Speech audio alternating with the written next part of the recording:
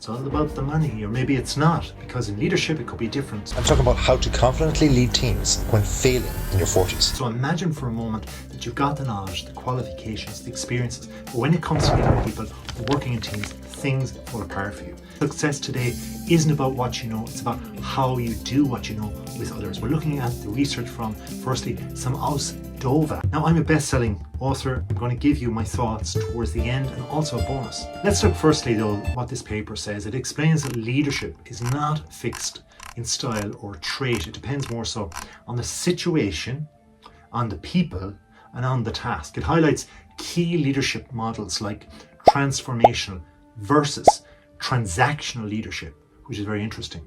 It also looks at authoritarian, which can be a mouthful, but I did well there, democratic and laissez-faire styles. Don't ask me to spell it right now, it's French.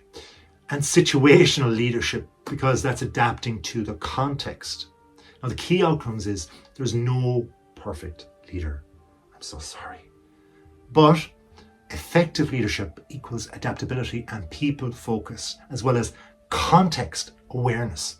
So let's look into the research and another study also that can deal with this. There's a researcher called Lashker who looks at the role of group projects in enhancing soft skills. Their study shows the success today depends heavily on soft skills, not just technical ability. We're in the world of artificial intelligence, but we have to be careful, he says, to look at communication, teamwork, leadership, which we're talking about now as well, problem solving and time management. If you look at this research, you'll find that the group work actively builds these skills, but also exposes that there's weaknesses there too with regard to time pressures, poor coordination and conflict handling issues also.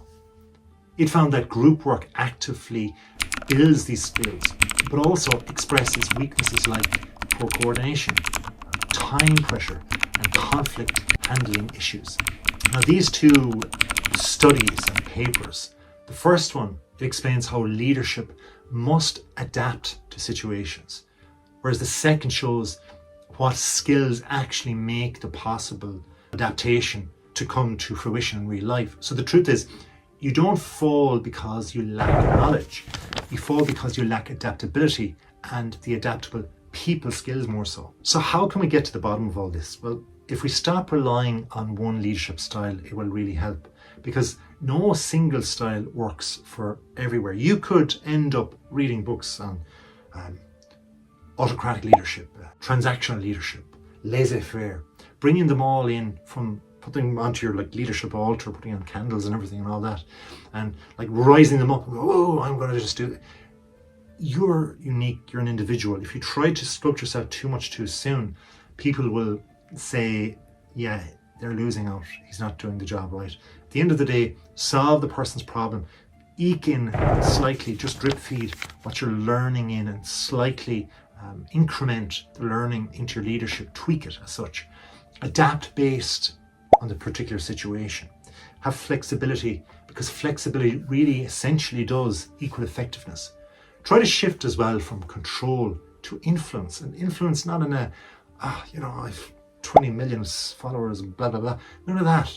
Just try and actually influence a person, pave the way, brush the path for them to guide down and do their work better and more productive for us all. Because at the end of the day, leadership is social influence. So we're socially doing it for you, the employee, that will then in turn help the customer through their pride of and satisfaction in work and appreciation for the person and where they're coming from with whatever problem comes into their leadership realm, but also to the society of which you're part of, this culture and the workplace.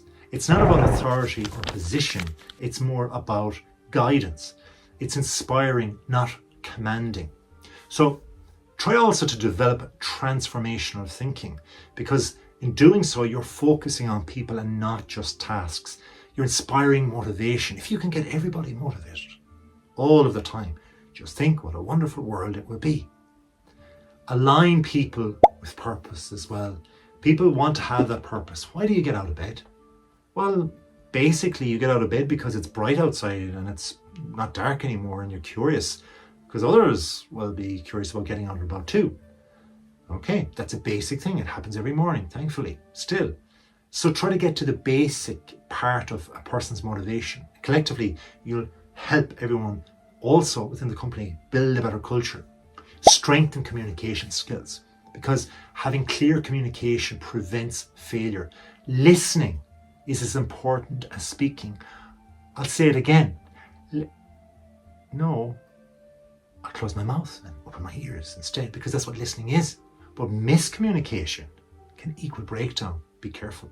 Learn to collaborate effectively. Relationships are so powerful. Success is team-based. There's no I in team, you've heard, but it's so true. So shared goals improve outcomes. Look, everybody wants to celebrate a win. So why can't we have a communal celebration? That means put people's success to the middle. Reward them when they're successful. They've built you up to the top. If everybody has knowledge and you don't, but you're the leader, it doesn't matter. You're going to be the leader at the top if they're allowed to work and have their skills and feel good about it and effective. And you can all celebrate together. Collaboration builds better ideas. Now, at this point in the video, please like, and if you can comment, good or bad, so we can figure out what's wrong with this video. And also subscribe. To the next point though, build problem-solving habits. Real-world problems are complex. Competition is huge. The economy, the different systems at play outside the politics, the NASDAQ. Oh my gosh, there's so much out there. So what can we do internally with these soft skills? We can adapt and think creatively. We can not get stuck in the mud. Learn through action and not theory. Well, this is the theory, but you're going to take action, my friend. After this, I believe in you. So improve your emotional intelligence too. This is central. It's a central thread within these soft skills.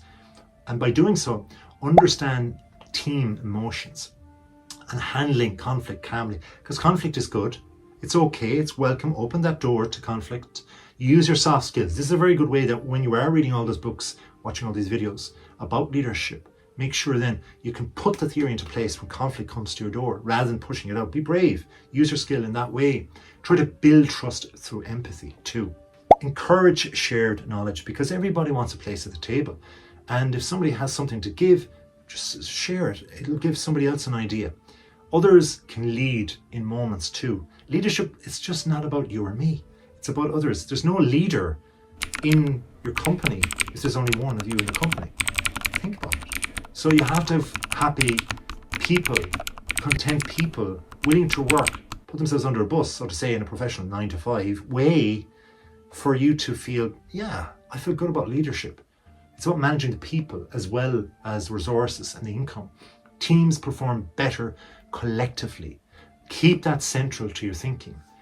And do it all with time management, because if you master it, then deadlines can expose work leadership problems you don't want to be exposed. So if you manage them properly from the outset, from planning and from learning from your failures, you'll be able to plan the next time to prevent chaos. And discipline drives execution. So by learning, by being disciplined to the second, remember with all the technology out there, the AI and so on, we can mix it with the soft skills, but the AI is going to be very precise, or so it claims. So with that, we have to be very empathetic. We have to use our humanity to an extent throughout our leadership. Lastly, learn through your experience, not theory alone. Skills like this develop through practice, and precise practice as such as well. Mistakes reveal gaps, so welcome them just like conflict. My final takeaway personally is that the old model of leadership was, well, be the smartest person in the room. The new model is more, be the person who brings the room together. Now think about that for a second. For us middle-aged men, the shift is simple, but uncomfortable. It can be, certainly for me, I don't know about you, comment below and you'll know, but so will I. Move from knowing more, I think, to say knowing to work better with people. And when I say knowing, I mean basically it's a continual effort here on my part, the leader, that is. Thanks for watching. Please like this video. If you subscribe, comment to say that you have, and we'll look after you.